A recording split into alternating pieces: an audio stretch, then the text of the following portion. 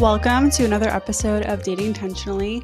I'm Talia, your host, and if you're new to the show, this podcast is all about creating meaningful connections in a way that aligns with your values and goals while having a great time. Dating can be fun. Don't believe me? This topic is very juicy. I'm about to get into something that literally everyone has a take on, and that's dating rules. So I'm going all in on podcasting at this point. If you have any thoughts on this episode or any episode you listen to, I invite you to slide into my DMs on Instagram at dating.intentionally. I'd love it if you share this episode with someone who's navigating dating right now and might need a little confidence boost or some tough love. If any of these episodes have helped you in your journey, you can help me by leaving a stunning review on Apple or giving Dating Intentionally 5 stars on Spotify. I'd really appreciate it. Question for you. Do you have any dating rules? Let's get into it. On this episode, I'm sharing the 3 types of rules, and we're going to get deep into the dating rules that work for me.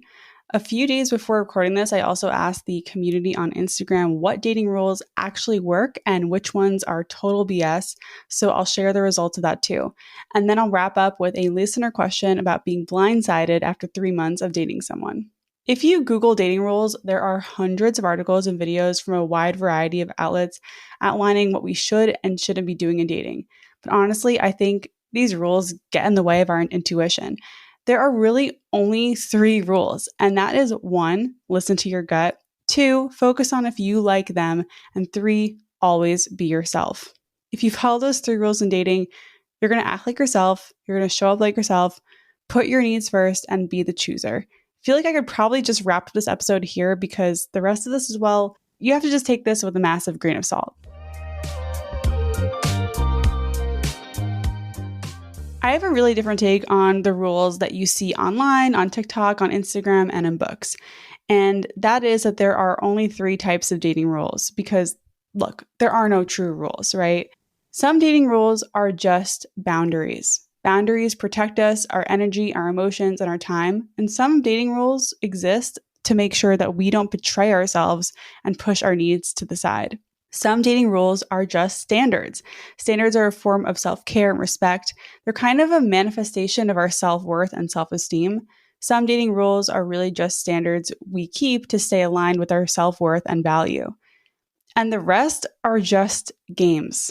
Dating rules that are meant to mislead someone or hide the truth are games at the end of the day. And with games, there's a winner and a loser. I think these rules exist more to protect ourselves, but to the point where we're no longer acting authentically or being true to ourselves. So I don't co-sign rules that are games.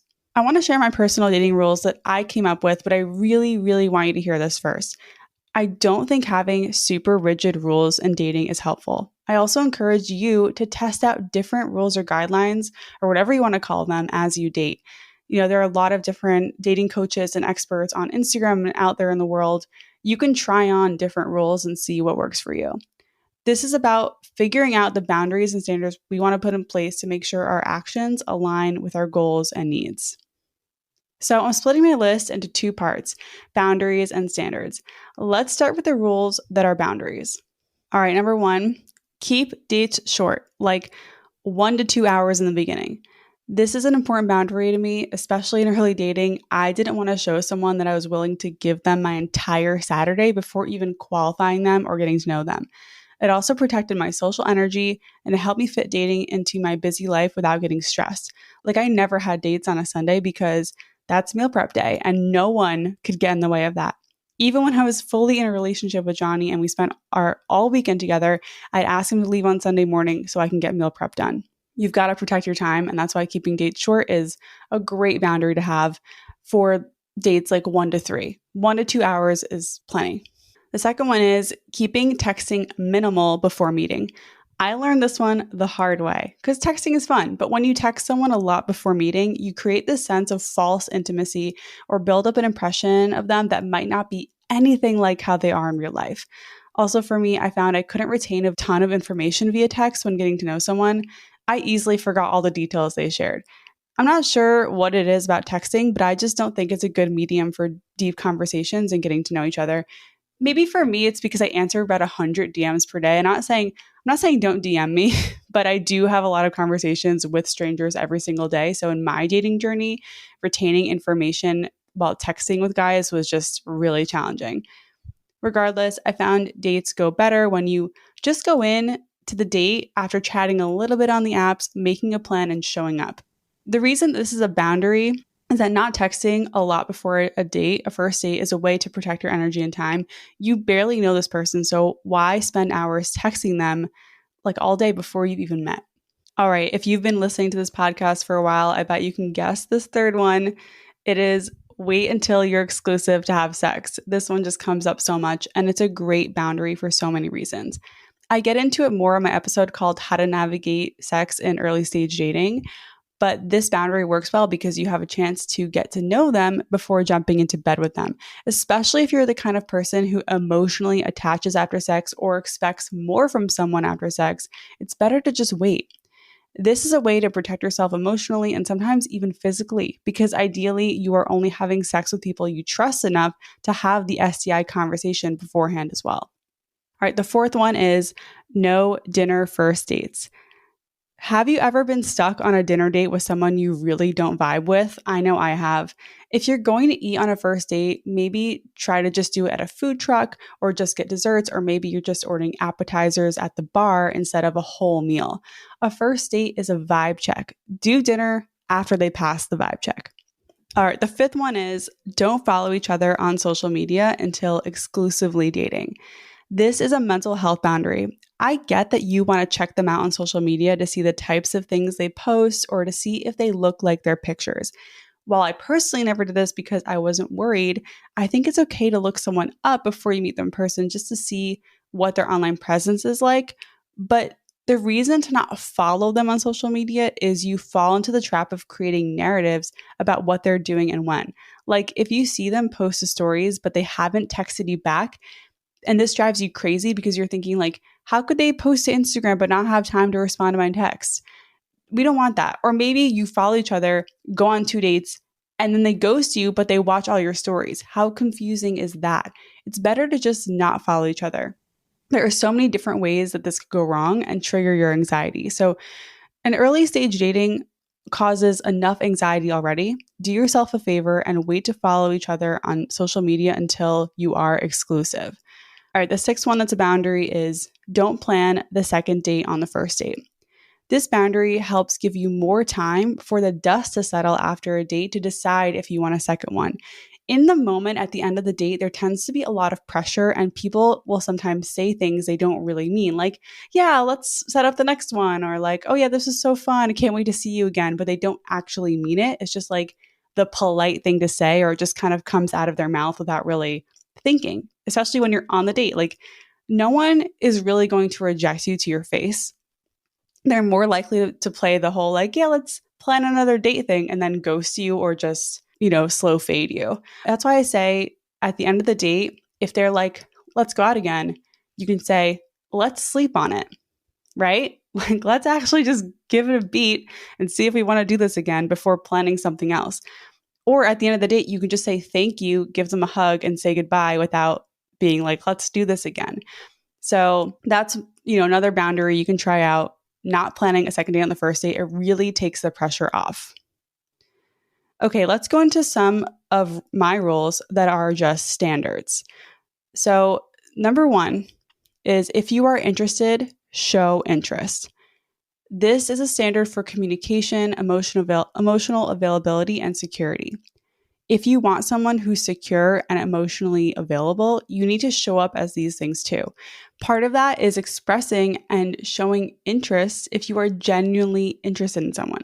That doesn't mean throwing yourself at them, and it's not going to make you look desperate. It just means responding to their texts, initiating plans, being present on dates, remembering things they say, asking them questions, giving them a hug or initiating a kiss, or it could be just telling someone you like getting to know them. Of course, we want interest to be reciprocal. What I love about this rule or standard is that when you show interest, it gives them a chance to respond and reciprocate. And if they don't, well, then you know where you stand.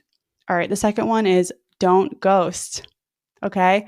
If you go on a date with someone and you know you don't want to see them again and they ask you for another date, you have the chance to say, no, actually, I didn't feel a connection and I'm not interested. If you need some templates for this, you can go to my Instagram at dating.intentionally, and there are anti-ghost texts pinned to the top of my profile. So you can find several examples and different ways to say it, because this is the mature, secure thing to do, right? Is to not ghost and just say, hey, I'm happy we spent some time together and getting to know each other, but it's not a fit and I don't want to see you again, basically. I wish you the best.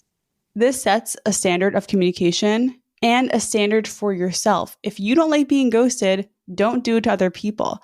So this one also, just ties into that golden rule: treat other people how you want to be treated. The third one is to share relationship goals early and call it off if they don't align. So this is a two-parter. Again, this is a standard about open and honest communication. When you show up on a date ready to share what you want and what you're looking for, that sets the bar for the other person. The second part of this rule or standard is to walk away when you meet someone whose dating intentions don't align with yours. So if you meet someone who just got out of a relationship and only wants something casual, but you've been single for over a year and you're ready for a relationship, you know to walk away and not waste your time.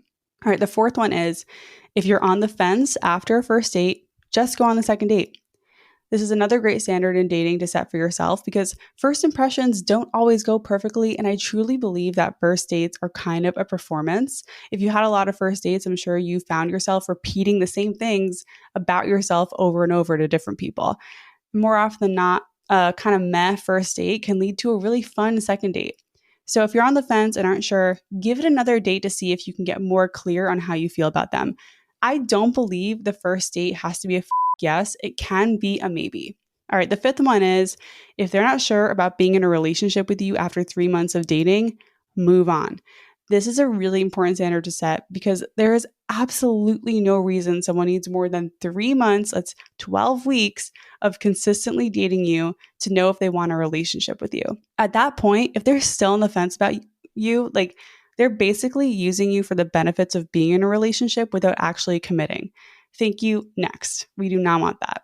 All right, the sixth one is probably the most important one: be the chooser. So important. This is a really important standard or rule or whatever you want to call it. Maybe it's more of a practice, but when you find yourself worrying about their interest in you, pause, take a breath, and remind yourself that you are the prize.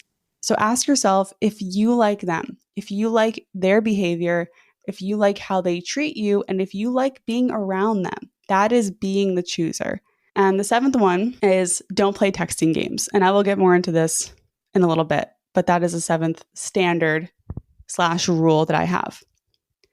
So one of my rules that did not fit into these two categories, I'm not really sure where it fits, but I still think it's a good rule, is date 2 to 3 people at the same time until you are exclusive with someone, if you tend to get attached quickly. So you can learn more about this practice in my episode called The Case for Dating Multiple People. But basically, this rule helps you not get attached to people, and it helps you kind of internalize abundance in dating. Like, wow, there are many people out there. There are many people out there that I can talk to and vibe with and have fun with. It's not just like one or nothing. So I'm not sure if that is more of a boundary or a standard or really just a practice, but it's a great rule to try if you find yourself just getting overly attached to one person when you on the second date. Just try it out, see how it goes. So I want to reiterate, these are the rules that worked for me and led me to a relationship. And I broke a lot of my own rules. I learned which ones that I had to stick to if I wanted to maintain my self-worth and protect my energy. But this episode is a sign for you to reflect on your dating experiences and create your own rules to help guide you and keep you aligned with your highest self and your goals. Okay, so let's talk about rules that are games. I do not co-sign these rules. Again, like I said earlier, if you're playing games, there's a winner and there's a loser, and that's just not the point in dating. So a rule that's a game is anything where you're intentionally withholding communication to make it seem like you're less interested than you are. So that's going to be the rules where it's like, don't text them right away, or don't text them after the date, wait for them to text you. These types of rules make absolutely no sense. Again, if my rule is show interest, if you're interested in them, then yes, I am texting you after the first date. It's not going to ruin anything, especially if there's a connection. So I think anything where you're like pretending to be chill or cool or like not interested is a game.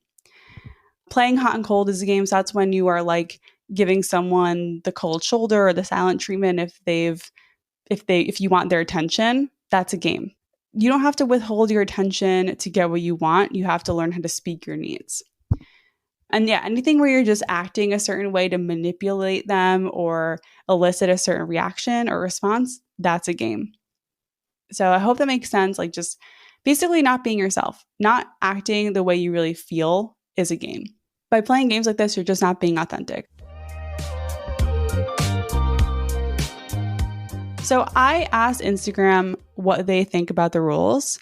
And I think doing this on Instagram proved that some rules work for some people and not for others.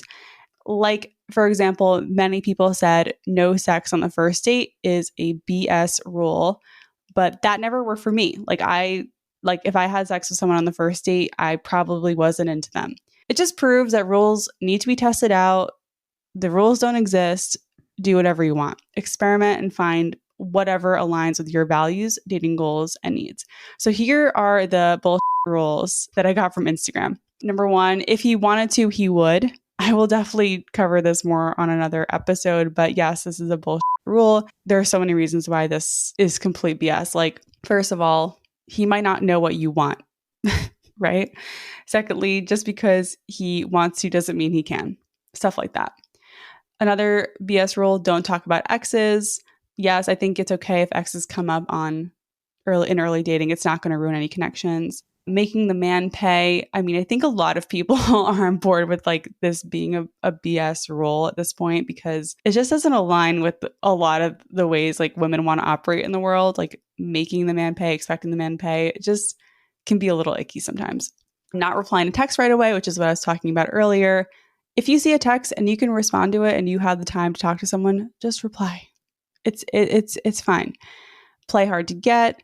Wait until he asks you out. That's a really good way to never be the chooser, I guess. Someone said texting daily is a BS rule. Like you have to text them daily. It's a BS rule. I agree. Don't text after the first date. I think that was like my move. I always texted after a first date if I liked them, right? It's a good way to show interest. Wait 3 days after a date to message them if you like them. This one came up a lot, the 3-day rule. I don't know where it came from. I'm sure I could probably find it, but no, I think if you wait 3 days, that's a really good way to show someone you're not interested or you're kind of lukewarm on them. Splitting the first date is a red flag. I mean, I don't know if that's like a rule, but I would say, yeah, that's BS. Someone wrote one BS rule is don't text a guy after a Wednesday asking to meet up on the weekend. I read that in a book. Yeah, I don't really know why that rule exists. That's ridiculous. BS rule, no double texting. You can double text people. It's like when you're in a conversation, you're not just like you say one sentence and another person says something and then it's like even like that. In a conversation, like you're allowed to follow up with something you said before they respond. So double texting is fine. So what do you think? DM me on Instagram at dating.intentionally. I'd love to know which ones you agree with and which ones you don't. And then, of course, there are the rules that people said work for them. And there was a ton of overlap with my list, so I did not include those just to avoid being repetitive. But here are some other really specific rules that people on Instagram said they liked and that work for them. The first one is don't let them pick you up on a first date, meet in a public place, and don't ever give them your address. So this is like a safety rule, right? Like just don't give strangers your address before you've met them and can get their vibe. I definitely agree with this one. Don't kiss on the first date. I personally wouldn't make that a rule because if you are feeling it, like yes, go for the kiss. But I also don't think it's bad if you don't kiss on a first date. Someone wrote, ignore the rules. Yes, definitely agree. Like I'll take all this with a grain of salt. You can do whatever you want in dating. Someone wrote, don't go to their house unless you're ready to have sex. Yeah, I think that is a pretty good guideline to have. That it's like, okay, am I ready to have sex? Maybe I shouldn't go to their house at this point and just suggest a different date. Be yourself. Of course, obviously a great rule that will work every time. The asker takes charge of planning the dates. So yes, definitely agree. Like if you ask them out, then you should be the one to arrange the location and time and everything because you are initiating the date. Someone shared no exchanging numbers until after the first date.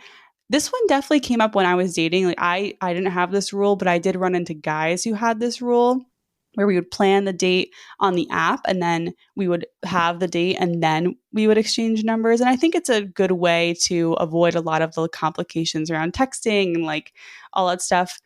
Personally, not for me, but I think it could definitely work. Whoever cancels has to initiate rescheduling. This is like a general social rule. I would say not even just a dating rule. Like if you cancel on someone, it's on you to find the next time to meet. So this one was the weirdest one I've ever heard of a kind of a wait to have sex rule, but this one is don't sleep with them until one cycle has passed so you know it's not just hormones. And for male listeners here, we're referring to the menstrual cycle. So I think that's a really interesting way to look at it. I mean, hey, 3 to 4 weeks is definitely a good amount of time to get to know someone before deciding to have sex. So I think that's an interesting way to look at it. I've never heard that one before.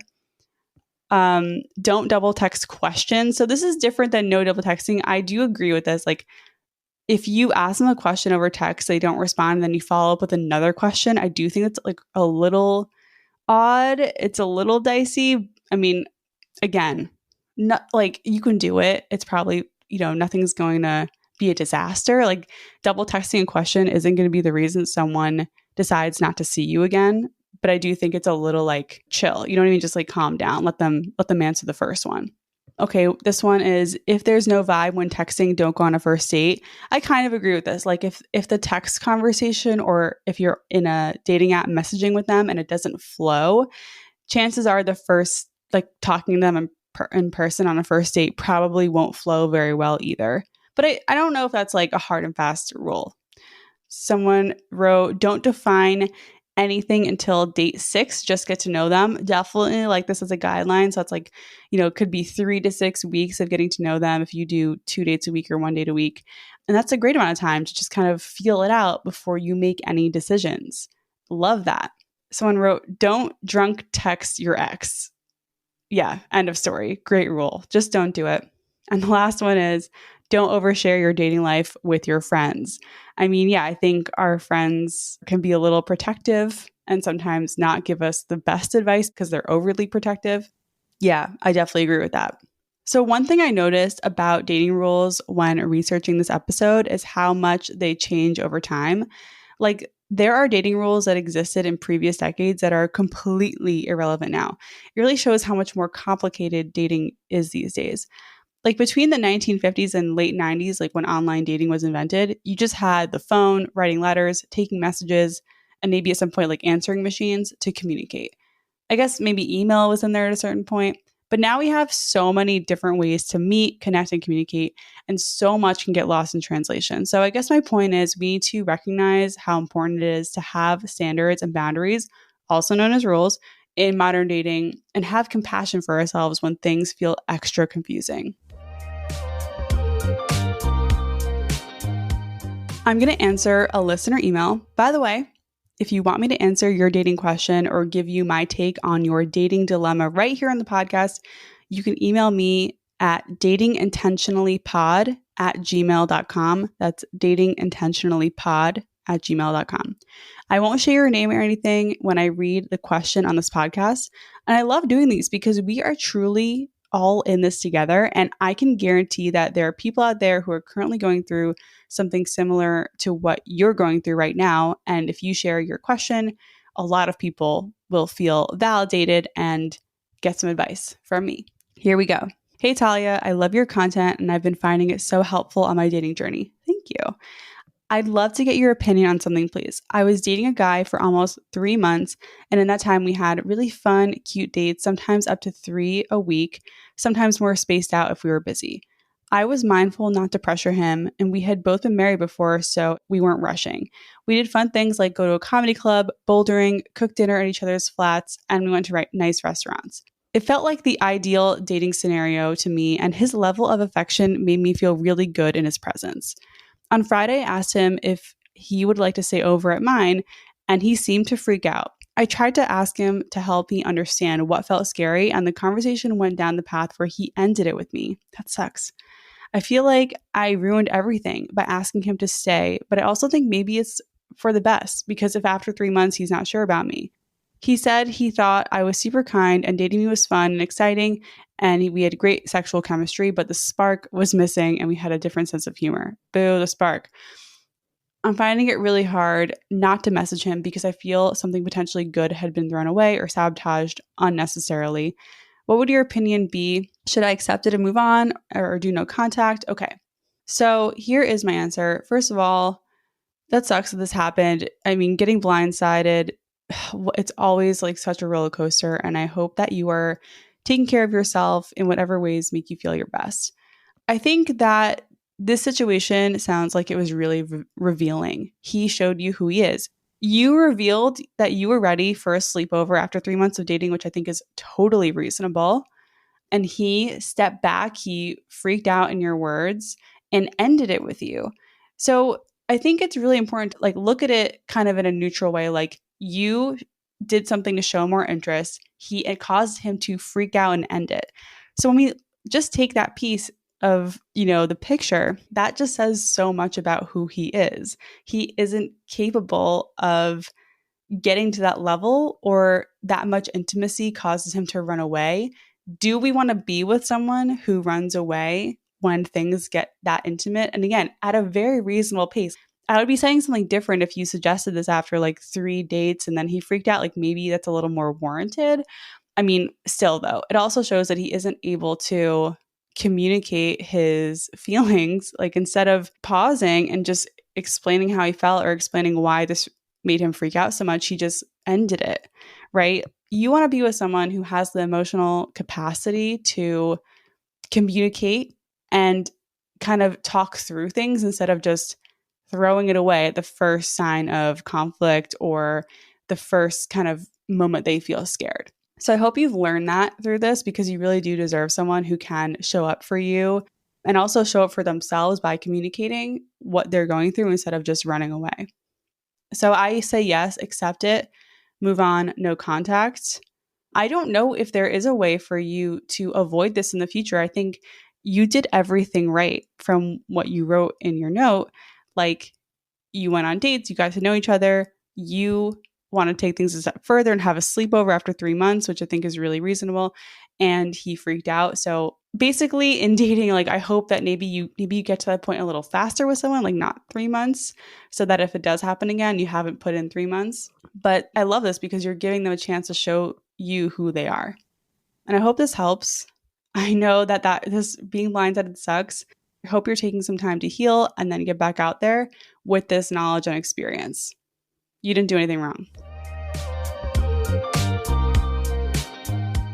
So I'd love to hear from you. What is something you took away from this episode? DM me on Instagram at dating.intentionally. I really love to hear from you, and I'm happy to answer any questions you have. If you enjoyed this episode, please subscribe, rate, or leave a review. Your feedback means a ton to me and helps me make this podcast as helpful as possible. I'll catch you next time.